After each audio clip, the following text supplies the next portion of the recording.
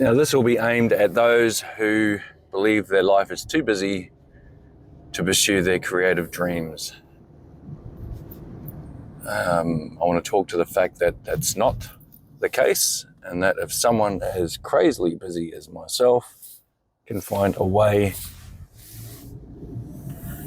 to do something creative for themselves, and in my case it is start a YouTube channel with creating my own content in an effort to help those, I guess, one, witness that it can be done and that someone fights the fear to get in front of a camera and try these things out.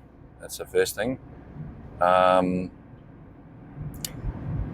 secondly, that there are so many different ways to find your creative outlet and pursue that. So for me, I'm extremely time-strapped at times, and doing this and even this form of video, or whatever you'd call it, podcast really is what it is, because I'm doing this more from an audio perspective. This actually utilizes some of the productive time in my day, or normally non-productive. Geez, that's kind of clear to it. Excuse me. I'm sorry, just driving into the sun.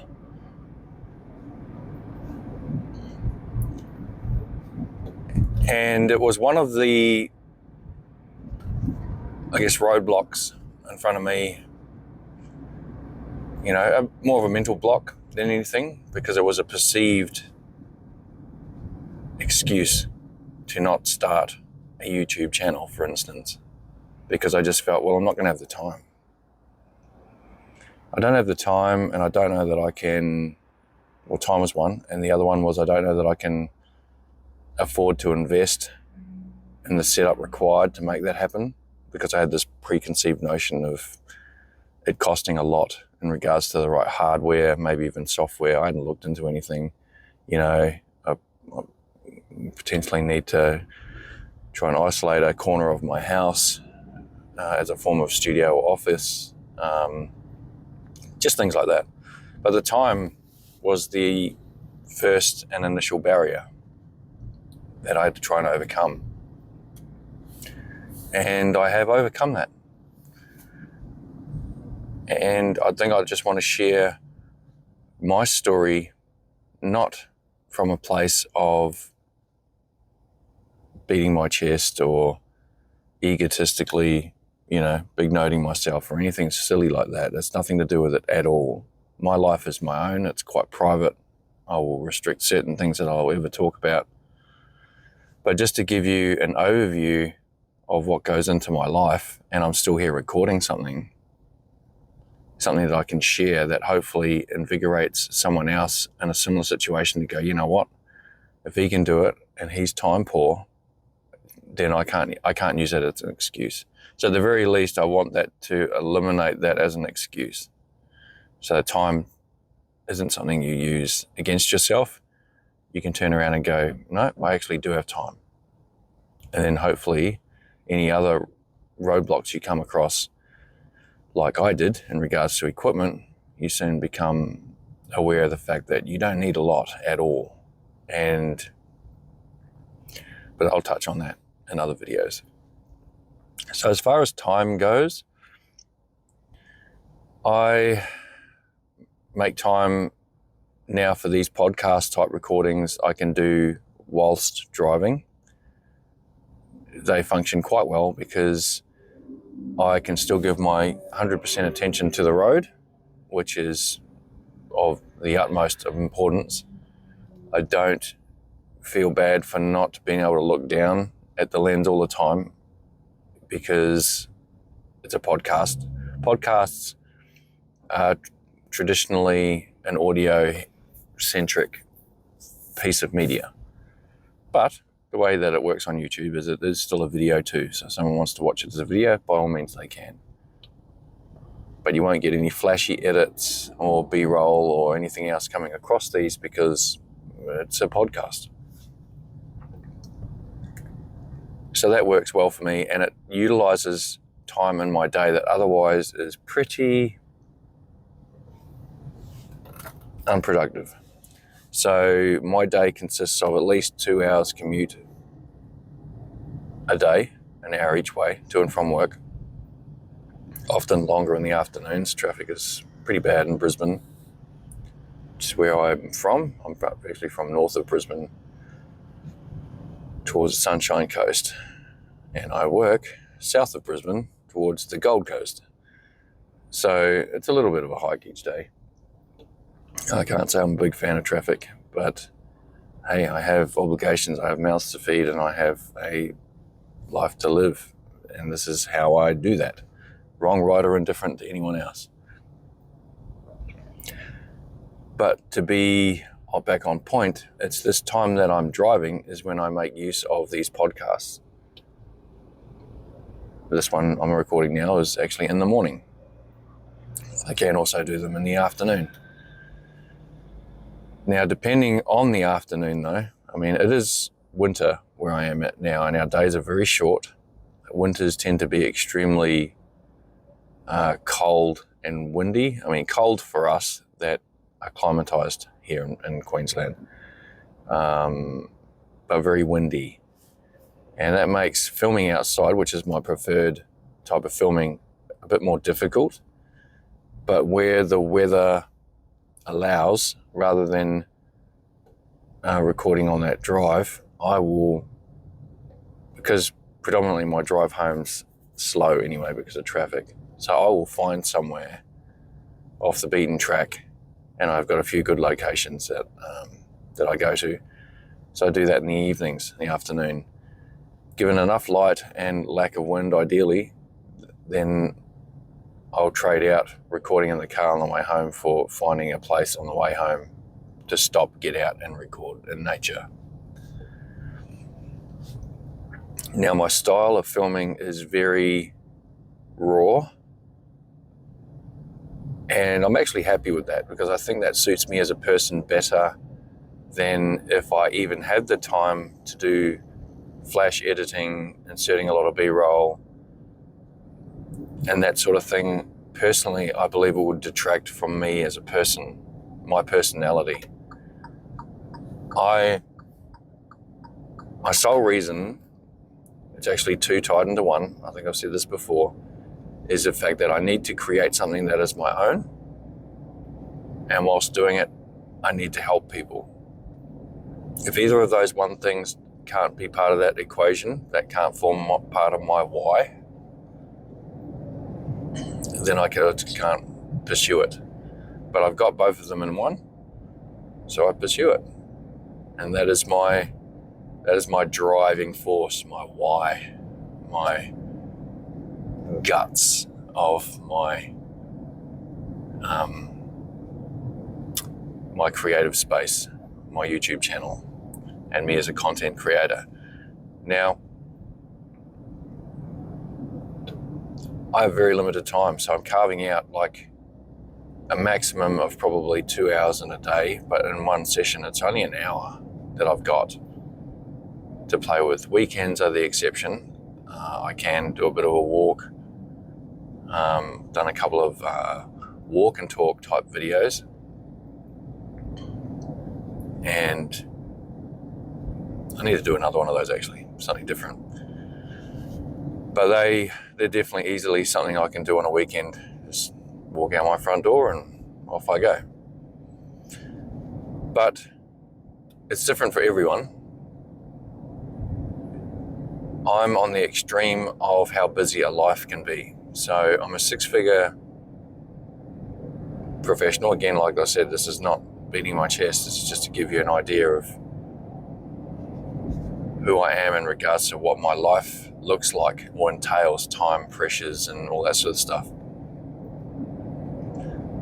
So I'm a health, safety, and environmental specialist, and that's been my career in some form or manner over the past 30 years. And at the root of it all is helping people. I either help protect the business and or I'm helping protect workers, individuals directly.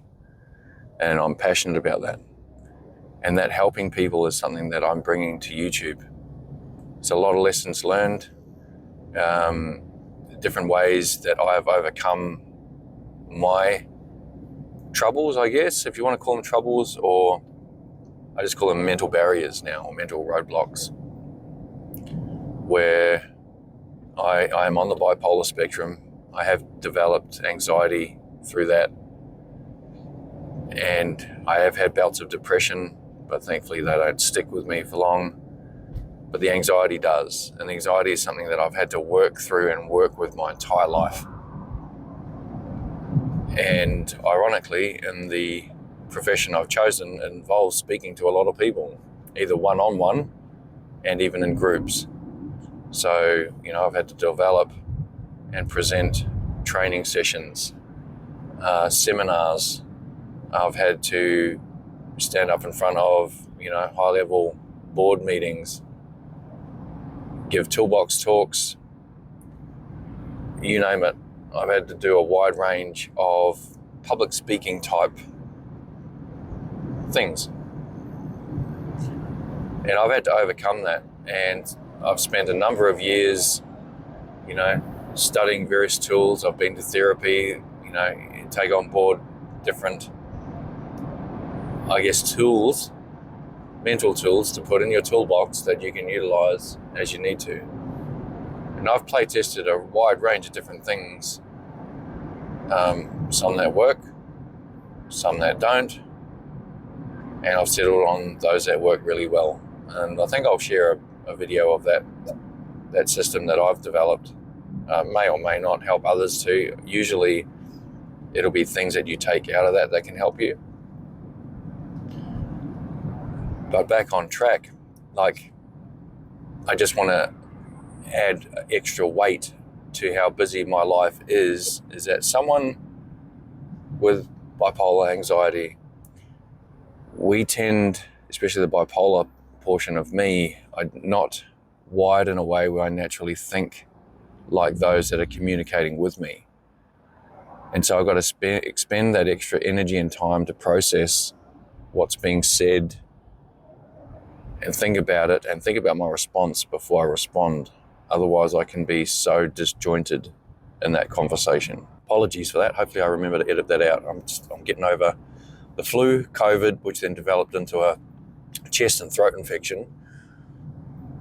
And so I'm still getting over that.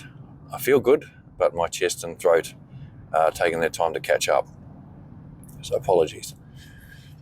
Hopefully I remember to edit that out. So where was I? Oh yeah.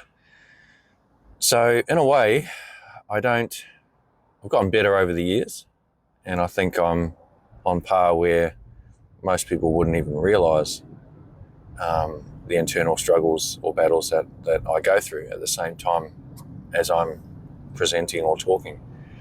They do deplete me of energy in group situations, especially group situations where the people are more or less strangers to me. When it's completely foreign, the anxiety from that,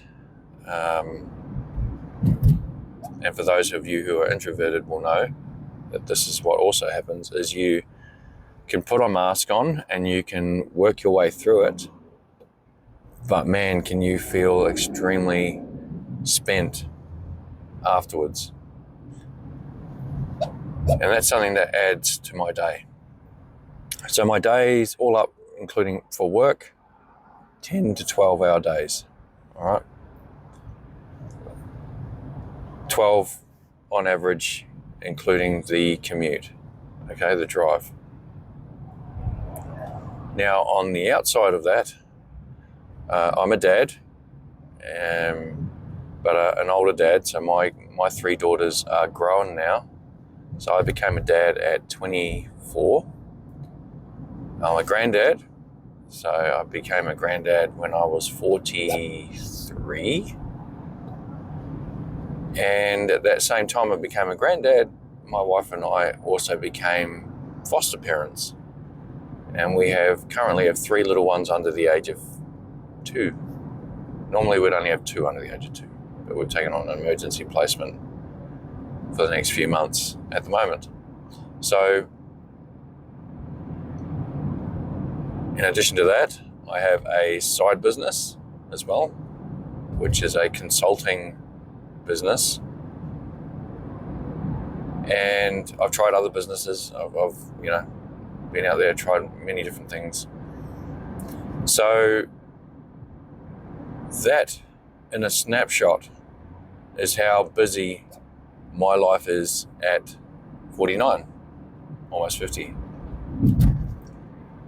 Now, I challenge anyone that uses their lack of time as an excuse not to follow their creative pursuit to rethink that seriously.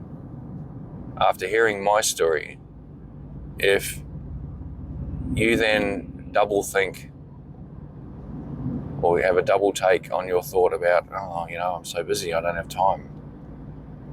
It's like, I'm sure you can make time. Word of warning here though, never make time at the expense of your loved ones. All right, that is something that I had learned the hard way.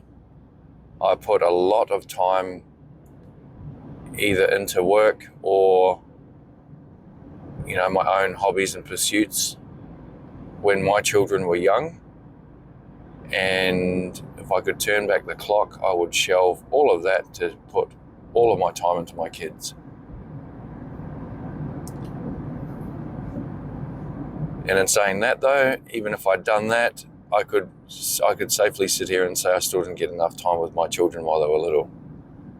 Because I'm just that way inclined. I'm that connected with my family and my kids.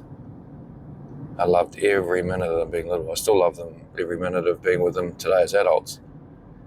But you have more opportunity in your life to spend with your children as adult children than you do whilst they're growing up. They're little for such a short time. Never sacrifice any pursuit. And I guess, if I want to be perfectly honest, if you're going to pursue, if you really need to try and find balance, the creative outlet that you have a desire to pursue, dare I say, it is more important than your working career. I'm only now coming to realize this late in my life. But do not put time into this over your family, your loved ones. But if you are that time strapped and you need to reclaim time from somewhere, you may need to rethink your career. And my second podcast video touched on the whole AI situation that we're faced with at the moment.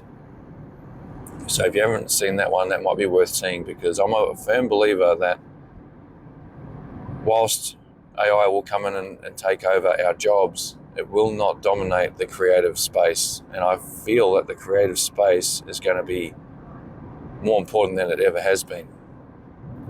It's a natural piece of who we are. We've always wanted to create things,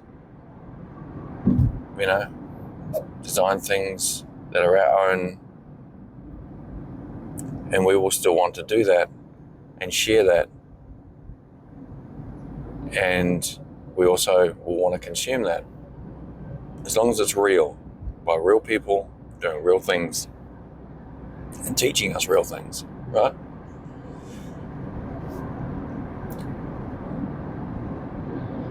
So you can create time, just do so in the right ways. And if my life already sounds hectic and busy as it is, and you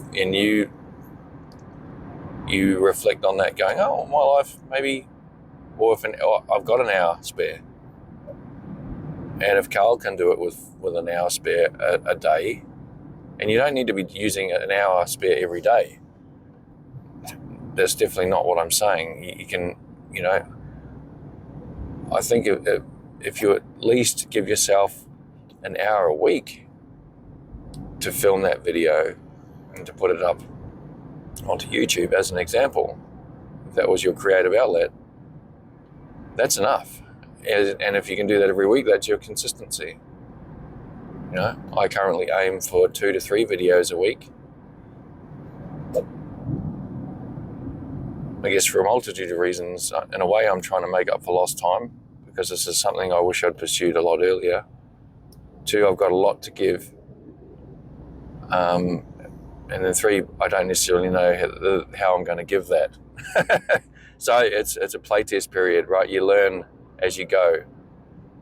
And I try different things within my, I guess, the restrictions of my current life and how that is. But things can change also, you know. There's no guarantees that I'm going to be working for the same place that I am, doing the same thing that I'm doing for years. I could end up working for someone else closer to home, gives me even more time. You know, I would absolutely love for there to be an opportunity for me to turn this into more of a paid venture. Still doing exactly what I'm doing. I'll share everything I share via video, but I like to offer my expertise to people to get them confident. And there's a multitude of ways we do that. I'll explain all those in different videos too. But the barriers that we face, for example, those of us that suffer from anxiety, whether that's a diagnosed form of anxiety or social anxiety or just a developed form of anxiousness in this process, there are ways to turn that into positives, and considerably, because a lot of people that are successful, whether they be actors, both actual actors, theatrical actors, performers, like dancers. I've actually met a lot of people that suffer from a form, I shouldn't say suffer actually. Suffer's the wrong wording, sorry. They don't suffer from these mental barriers or roadblocks. They dominate them. And they turn them into a positive because they can be. So at the root of someone that feels anxious is someone that cares so immensely. It's just that our way of thinking gets a little bit skewed, and we become concerned about what people may think of that thing that we want to do, or how we present it and how we look, hear, sound, feel. The big what if scenarios ties our guts in knots and stops us from going forward and pursuing that thing. But there are ways to review, reevaluate that, harness it, and turn it into a positive, because so many people are successful in what they do at a high level. There's no way I want to be a celebrity or anyone famous. That would be stupid to think that. That's not, I don't know that I'd want what goes with that anyway. But what I'm pointing out is that there are celebrities, there are successful people in the spotlight that have had to overcome these things. So it can be done. And I like to help people find that avenue so that they can pursue this and offer the best of themselves, share what they know, share what they're passionate about.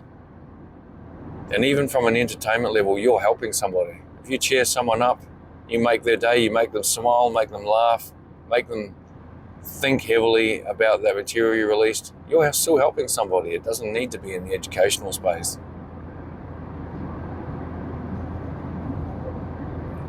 And I have faith and a firm belief that everyone deserves the opportunity and has the right to re-engage with their creative side. We've all got it. We all had it as kids. It came innately. Our imagination knew no boundaries. And there's no reason that should have changed, other than the conditioning of our society has made that the way it is. And that's not necessarily an intentional thing. I'm on the fence about that. We do have a structure, a curriculum, a form of education that is outdated in a lot of ways. I think that really needs an overhaul, and part of that overhaul can be the fact that we shouldn't so readily promote a specific white picket fence form of life, because one, the world's no longer like that. Living costs are pushing that far out of reach of a lot of people these days. And so there has to be a more realistic view provided to our children coming through the ranks, because that also aids in a healthy mental state, a healthier population. When you give them a more realistic curriculum, a more realistic set of values, goals, pursuits that align with who we are as human beings for a start, and we've always had that creative draw. We're always drawn to that. Well, both from a creative and a consumption piece. Like I love music, I love movies, and I love good books, literature. But do you think I'm any of those? No. Like, I can't create that, but I definitely can get lost in the beauty of things that are made by others. And we're all like that. So don't let time be a barrier for you. Okay, time is what we make of it. It's never too late. I know that's cliche and you would have heard that a lot. But ultimately, it isn't too late. If you have an opportunity to start, then you made it. You were just on time. Because the process of starting alone is going to teach you a lot about yourself. I don't mean teaching you a lot about the technical elements or aspects that go into whatever your creative choice is.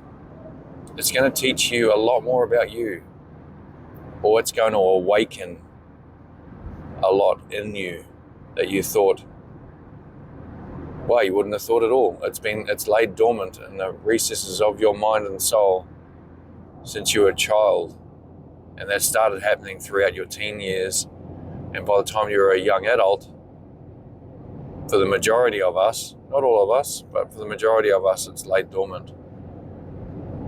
So you'll rediscover yourself. That's what I'm trying to say. And you'll learn a lot along the way, whether you pursue it for a short time, long time. Pursue it in your 20s or your 80s, 90s even. It doesn't matter. It's never too late. You'll learn. So, my name's Carl. I help the anxious find mental clarity and as a result gain creative confidence. I have a YouTube channel, and this podcast, if you're listening to this, is actually part of that channel. I appreciate your time. If you got any value out of this, please offer a like and subscribe.